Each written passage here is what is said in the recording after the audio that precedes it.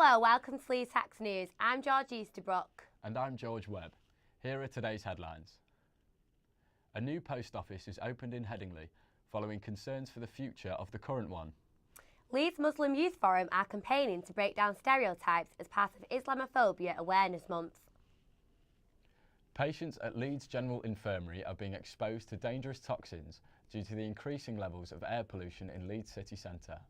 The organisation Healthy Air Leeds have been campaigning for a better clean air zone in Leeds. Holly Green finds out more. A recent report has shown that Leeds General Infirmary is at the hotspot for pollution in the city centre, exposing patients to toxic levels of air. Healthy Air Leeds vow to improve air quality with their recent plans. So we started up in January of 2017 because there didn't seem to be much happening to help with the air pollution problem that I'd heard about for so long. So I started looking around to see what was happening, and I found there was bits of people from Greenpeace and Friends of the Earth and other groups, so I brought them all together to see what we could do. So unfortunately where the hospital is situated is next to some really busy roads, and there's not a lot of greenery in that part of town, so all the particulate matter and the NOx are just going to be getting into all the lungs of the people there who are already obviously ill, and it particularly affects growing lungs and the elderly, so young people and old people are the most affected by the air pollution. Yeah, we spent the whole of this year trying to speak to people from the council, and we have a full report on our consultation response for the clean air zone. Unfortunately, the council haven't implemented what we would have liked to have seen, which is why we're now focusing on schools and engaging with parents and teachers. This is Holly Green reporting for Leeds Tax News. Leeds Muslim Youth Forum are running a campaign to celebrate the contribution to society from those who follow the faith. The organisation is trying to show that Muslim people leave everyday lives and careers to try to dispel stereotypes as part of Islamophobia Awareness Month. Actually started with the whole idea around there being a negative stereotype behind Muslims, and that is the message that's repeated every single time in Islamophobia Awareness Month. And we thought there should be something different this time, where we should have positive role models, positive ideas of Muslims contributing to society, not to prove ourselves to other people, but in order to be role models towards young people. Islamophobia Awareness Month means a way of understanding people, understanding Islam and understanding Muslims as people. For people who do not know about Muslims and Islam, there can be times where they become a bit ignorant towards things, and I think opening up the dialogue and opening up the discussion with campaigns like this really pushes out our message. We are as much as part of society as you.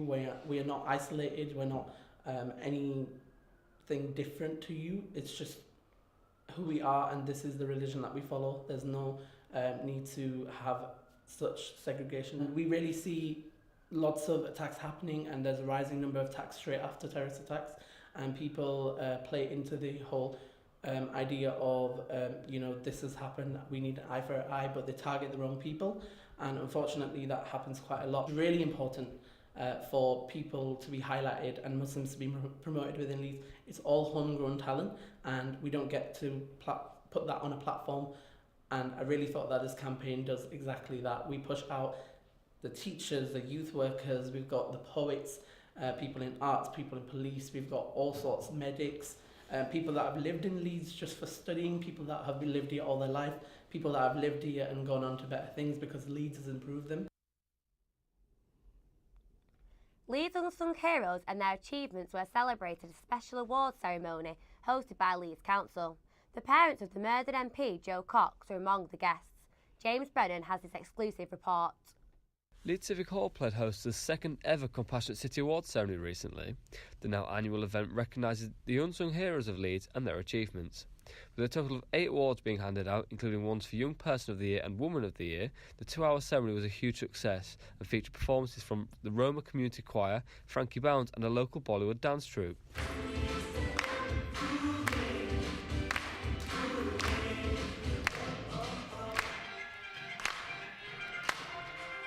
I've sat in the audience in awe of the stories that I've heard tonight and what people are contributing to the city, and it makes me feel awfully privileged to work in such a great city with great people doing great things every day.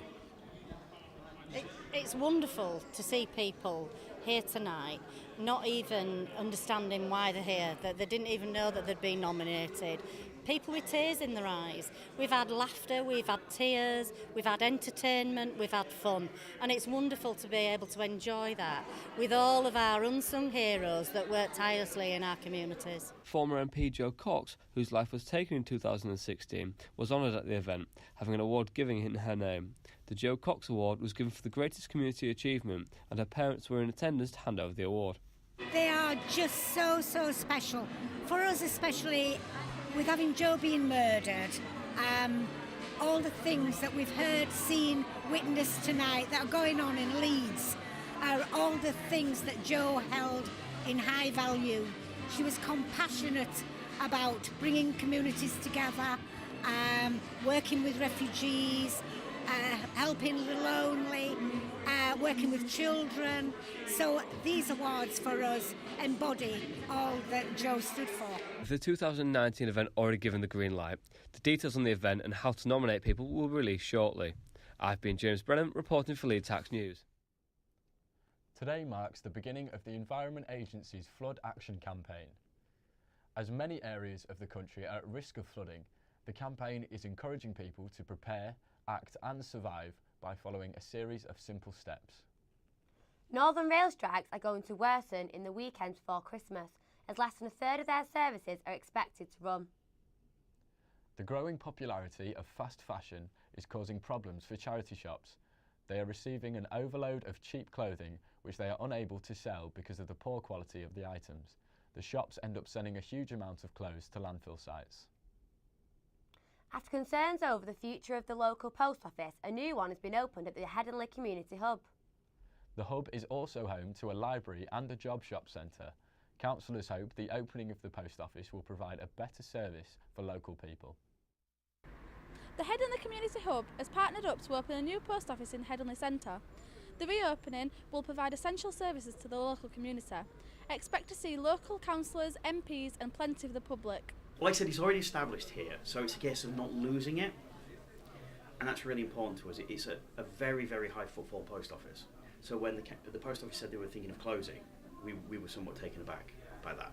Well, we are about to invest money in the hub that you stood in now, which is where you can use the wonderful library, or you can access loads of help and advice services, including council services. We add the post office to that.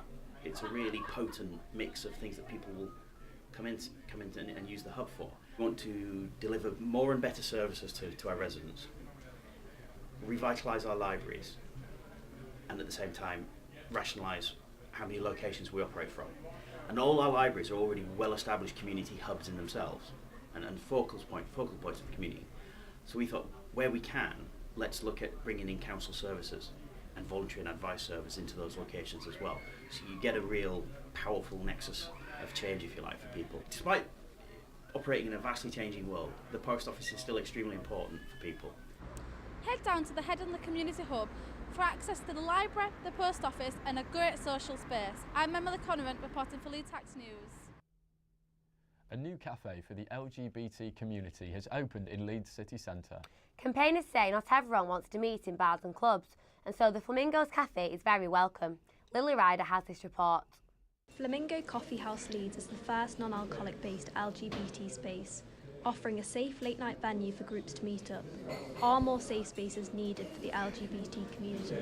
The reason I open Flamingos is because in Leeds there are no real sort of late night LGBT friendly venues that don't revolve around alcohol. Alcohol is a really big part of the scene in Leeds, and for a lot of LGBT people as well, alcohol isn't always what's wanted, and so I think it's really important that people have that choice. Leeds Beckett Equal Society Media Secretary tells us more about whether hate crimes towards the LGBT community has increased in Leeds. Any hate crime is very quickly resolved if it's reported, but in terms of levels in Leeds and things like that, it's a pretty safe space for the LGBTQ+ community. Our society do welfare nights at Flamingos. We've only done 2 so far, but we host them every month on a Wednesday. And it's just where people can go to play some board games, have a coffee, sit for a couple of hours, chat about any issues, or just just generally chat, because within university there's this expectation that you go out, you drink, you do, you go absolutely mad, whereas there are those people who don't drink for whatever reasons, and in terms of having the safe spaces for those people, alcohol wouldn't help. So having these sober places like Flamingos, especially close to the universities or just generally in the community, are very useful, because those people that need that brief respite or just want to come together and chat or talk about any of their issues and things like that, they can do. It's clear safe spaces like this are essential in Leeds, helping to bring the LGBT community together. Lily Ryder reporting for Leeds Hacks. Will you be venturing out in the Storm Diner this weekend, George? No, I think it's going to be a weekend in for me. That's all from us here at Leeds Hacks. Thank you. Good night. Good night.